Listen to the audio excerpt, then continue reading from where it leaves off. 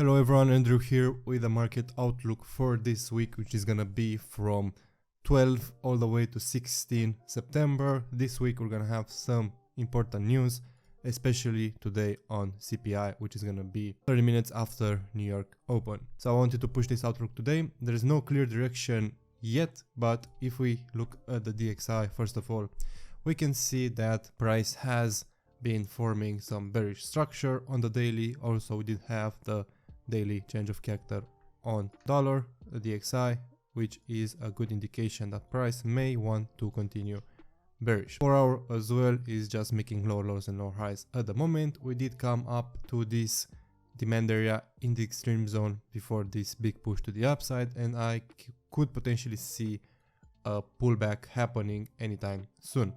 So if we do select this zone right here, you can see how it barely almost touched it. So if we make it bigger, you can see how price did touch it, give a nice reaction, and now we are coming towards the low, which in theory is a weak low. Looking at the 1 hour as well, this is just an impulse bearish move, small retracement, and price should continue bearish further. However, we are having CPI news today, which could impact the price a little bit. So what I will expect is for price to actually have a bullish reaction on news. So if I see something like this, price pushing into this discount zone and then having liquidity being built in order to take that sell on the dollar, which brings us to Euro USD, which if we look on the daily, you can see how structure has turned bullish. Yesterday's daily candle left a big wick to fill, almost a 60 to 70 pip wick, which can give an indication that it wants to fill. 4 hour structure as well is really bullish. Probably you remember from last week, I did say that 1.01 is gonna be hit. Well, we almost hit 1.02, which is a really good indication that the euro might finally gain some strength in the market back again. 4 is bullish, as I said. Price did align again here. If you look, and 1 hour, you can see how price had a big impulse yesterday, which happened during, this was Asia session, and then New York's London Open and Frankfurt Open did have a big push, 120 pips. Right now, looking at the intraday perspective, we could see some potential sell positions, could see some bearish coming, we can see some bearish pressure coming in, just to be ready for those news. Right there, see the 15-minute supply was hit, and then price can start to go down. Of course, we do have this big move to basically mitigate before continuing higher. We also have this imbalance right here, and also liquidity down there. So what I could see happening this week, and especially today with CPI, is first of all, we may see some bearish movement towards this area right here, 1.00, 1.002, in that area, filling this imbalance right here, before potentially switching structure and continuing higher to hit 1.022. The first target. That's the first option.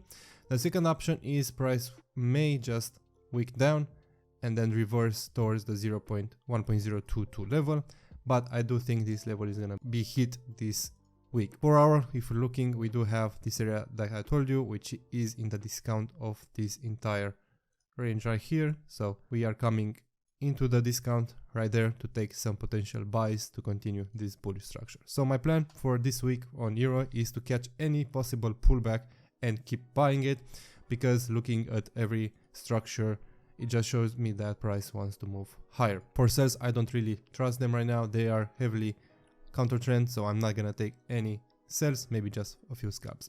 But this is what I see happening today on CPI. I do see price coming back to this area to retest and then potentially continuing higher, taking out these equal highs right here. So that will be the first target for these swings, which is going to be 1.03, let's say 500. So that will be a big move for 370 pips if that does happen.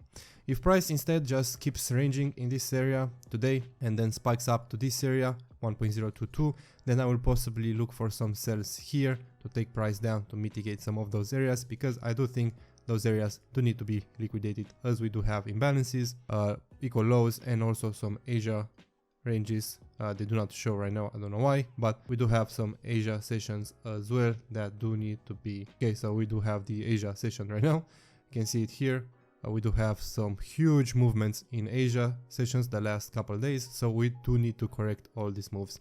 So yeah, price may move bearish for a while before finally continuing bullish again. That can be a possibility now with the CPI news, just because it does bring a lot of volatility in. So if I see that down movement, I'm gonna wait for all this to be cleared before looking for buys again, waiting for structure to be realigned and then continuing higher. Taking a look at GBPUSD as well on the daily, see price giving a nice change of character, and now it's doing a V-shaped recovery. So we are approaching the daily supply zone where price can react from. 4 hour as well, you can see how we did go bullish from the previous weeks, where I did tell you that GU is gonna go long from that area. It did go for like 300 pips, which is really nice for everyone that caught it. But now we are reacting from the 4 hour supply zone and the 1 hour supply zone as well. So we do have this doji right here that acts as a supply zone. You can see how price was just pushing, and today on Frankfurt Open, price pushed up a little bit, then it took the highs and it kind of gave some nice bearish reaction. But structure is again still bullish, and I am not gonna take any potential buys. But we do build a lot of liquidity to the downside. Like here we do have a lot of liquidity, and also here and also the Asia low, and even more down we do have liquidity. So price may start moving bearish, but that's probably gonna happen with the news this week. So for news, we do have CPI today. We also have some GBP news tomorrow. We have GBP CPI tomorrow, 1 hour before London Open, and also USD PPI.